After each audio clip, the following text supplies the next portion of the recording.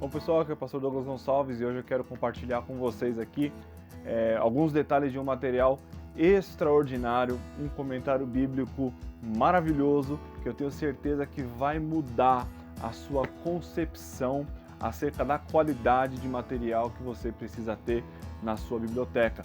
É uma obra extensa, volumosa, extremamente técnica, que vai lhe ajudar muito na interpretação do texto bíblico. Eu estou falando do comentário ao Evangelho segundo João, de Raymond Brown, que saiu agora pela editora Paulus, em parceria com a Academia Cristã. Nós vamos ver alguns detalhes dessa obra aqui, 2 volumes gigantescos, e vai ser uma bênção de Deus para a sua vida.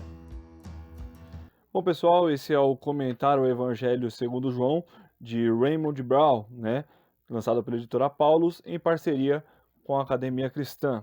Nós vemos aqui que é uma obra em 2 volumes grandes, 2 volumes bem extensos. Ela vem nessa luva aqui, nessa caixinha, que deixa muito bonita, muito bom para você guardar, ajudar a organizar a sua biblioteca. Vamos dar uma olhadinha agora por dentro, o que essa obra tem a nos mostrar, tá bom? Então nós vemos aqui, são 2 volumes. O volume de número 1, ele vem aqui, o livro dos sinais e o livro da glória, Então, nesse primeiro volume, do capítulo 1 ao capítulo 12 do Evangelho segundo escreveu João, mostrando Jesus operando os sinais, Ou seja, esses sinais, e depois o livro da glória, mostrando a glória do Messias, Então, vamos dar uma olhadinha aqui em alguns detalhes dessa obra, começando aqui pelo volume 1 dessa obra.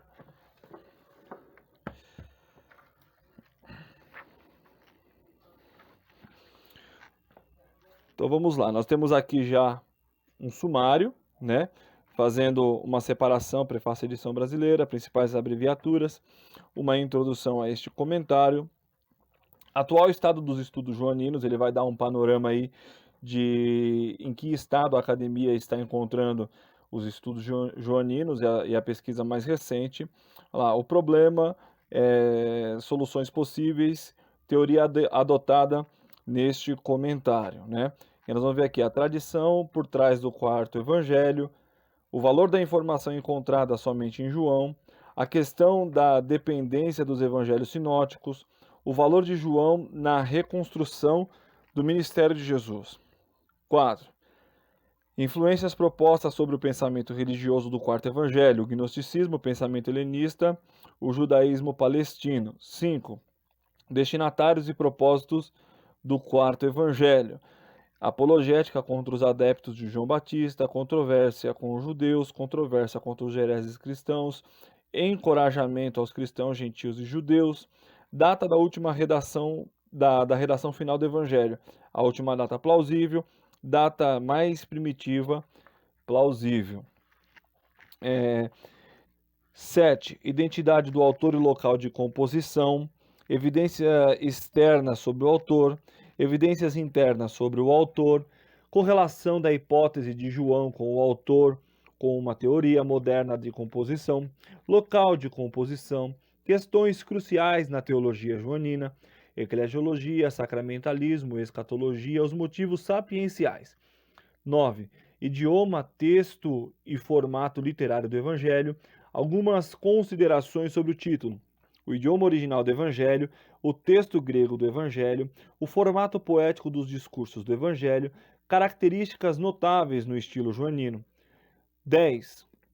O esboço do Evangelho, esboço geral do Evangelho, esboço geral do livro dos sinais. E número 11 aqui a bibliografia. Então nós vamos olhar aqui, irmãos, olha só, até a página 167 é somente a introdução desse evangelho, com todo esse material que nós falamos aqui, que vai trazer uma quantidade de informações gigantesca, confiáveis para você estudar não somente o comentário, mas o contexto no qual esse comentário foi escrito e com todas essa diversidade de informações. Vamos dar uma olhada aqui no que nós podemos observar aqui na página, a teoria adotada neste comentário. Página 19. Vamos dar uma olhadinha aqui. Olha só.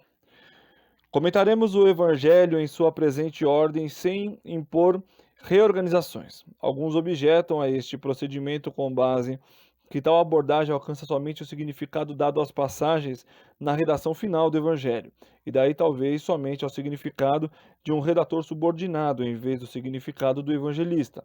Todavia, se alguém pensa no redator final como leal ao pensamento do evangelista, haverá poucas vezes em que a redação mudou completamente. O significado original de uma passagem, preferimos correr este risco mediante uma engenhosa reorganização, correr o risco maior de impor às passagens um significado que nunca tiveram. Naturalmente, onde houver razão de suspeitar que a história formativa do Evangelho passa é, uma passagem que tinha outro cenário e significado, a mencionaremos como qualificações próprias, quanto à clareza com que a posição original pode ser reconstruída, mas daremos consideração primária à passagem como agora se encontra, tá? Então vamos dar uma olhadinha aqui, vamos olhar, ver um comentário específico. Lá no capítulo 4, vamos dar uma olhadinha aqui. Olha só, aqui você tem o índice e o esboço da segunda parte. Ó, a primeira parte ele vai falar os dias iniciais da revelação de Jesus. Segunda parte, de Caná a Caná. Vamos lá. Jesus deixa a Judéia, né? Capítulo 4, versículo 1 ao 3. O diálogo com a mulher samaritana junto ao poço de Jacó. Está na página 378. Vamos dar uma olhadinha no que tem para nos mostrar e ver a estrutura desse livro. Então vamos lá. Aqui nós temos o título, o diálogo com uma mulher samaritana junto ao poço de Jacó. Então ele vai nos mostrar aqui uma introdução. E ele tinha que passar por Samaria, e foi assim que ele chegou a uma cidade samaritana chamada Siquém, junto à porção da terra que Jacó dera a seu filho José. Este era o local do poço de Jacó. E então Jesus, cansado da viagem, assentou-se junto ao poço. Cena 1. Repare que ele vai separar por cena. Era quase meio-dia, quando uma mulher samaritana veio tirar água. Jesus disse-lhe: dá de beber. Seus discípulos haviam ido à cidade para comprar suprimentos.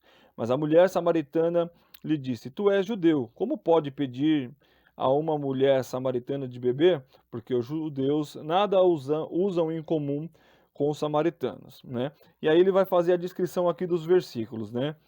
Ele vai fazer a separação de como nós podemos ler esse capítulo, separando os senadores, e ele vai fazer a descrição toda do capítulo em questão. E aí ele vai partir para algumas notas. Essas notas são detalhadas, isso é muito importante e muito interessante. Aqui as notas.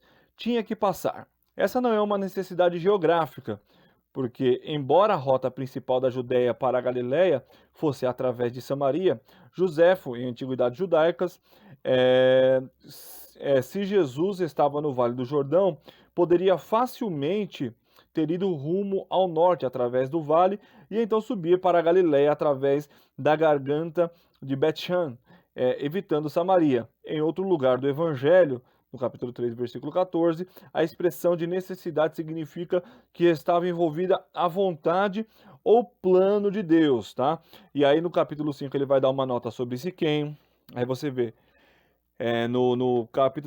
versículo 5, aí versículo 6, poço de Jacó, assentou-se junto ao poço, meio-dia, veio tirar água, judeus e samaritanos. Então você vê que ele pega alguns pontos importantes do texto, alguns pontos que chamam a atenção, e ele vai explicar isso ponto a ponto, antes de entrar no comentário, que ele ainda não entrou no comentário. Ele está dando algumas notas. Então vamos lá.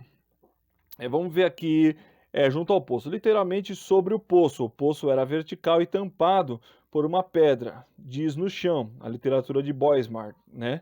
Pensa que pode ser literal. Meio-dia, literalmente a hora sexta, a escolha do tempo que a mulher escolheu para dirigir-se ao poço não é natural. Essa escolha tinha de ser de manhã e à tardinha. Há pouca probabilidade, né, de que a cena vista deliberadamente relaciona-se com a crucifixão, onde meio-dia também é a hora. E Jesus é levado outra vez a expressar sua sede. Entretanto, o grande hino medieval, Dies Irae, parece ter feito esta conexão. Quaresmis, aqui é latim, né? Me cediste laços, redimiste, crucem passos.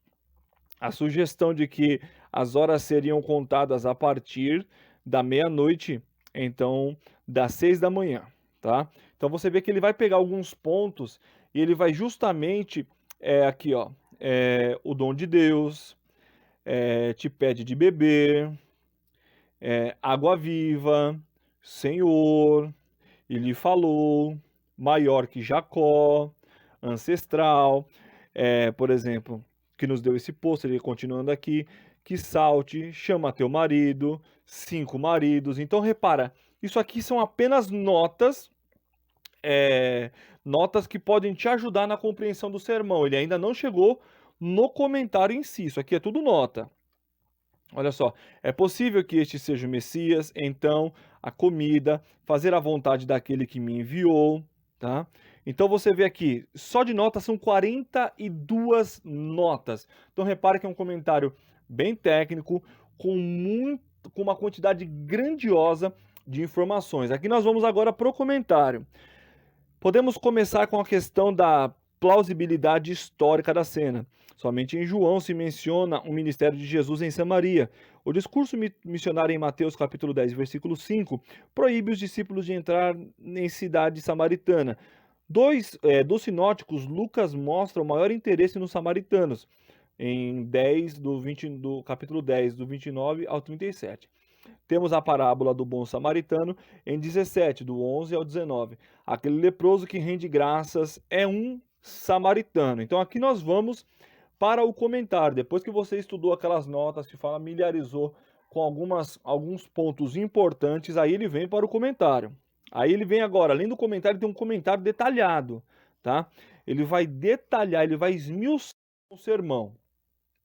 Então olha só, a mulher confunde a água em um nível material, tá?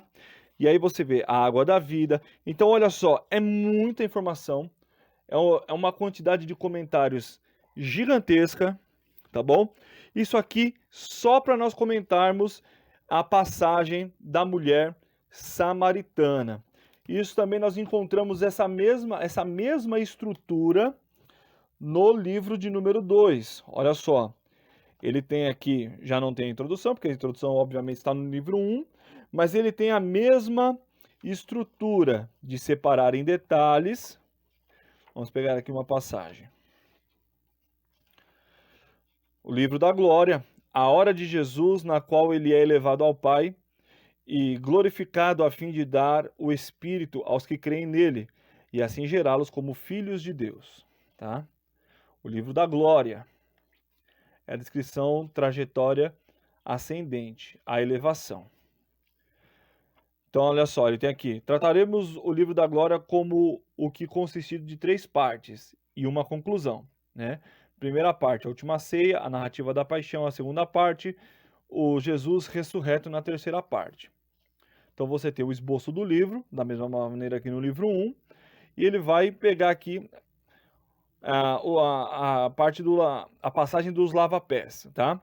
E aí você vê aquela mesma quantidade de notas, ele é muito rico em notas antes do comentário, para te ambientar, dar muita informação sobre o que você vai estudar, para depois ele entrar no comentário, tá bom, gente? Então é um livraço, são 2 livraços, tá? Eles são somados aqui 1.700 páginas aproximadamente. É uma obra essencial para você que é um estudioso, para você que deseja enriquecer a sua biblioteca, tá? É uma obra essencial. Você encontra também essa obra lá no nosso site, no www.livrariaculturabiblica.com.br, tá? Tá num valor extremamente acessível, parcelamos em 6 vezes no cartão de crédito. Dificilmente você vai encontrar o mesmo valor que nós temos no mercado, tá bom? Qualquer coisa, corre lá, chama a gente também, comenta aí o que você achou desse review aí nos comentários, curte esse vídeo, compartilha para que outras pessoas possam ser abençoadas também. Gente, muito obrigado aí e até a próxima, se Deus quiser.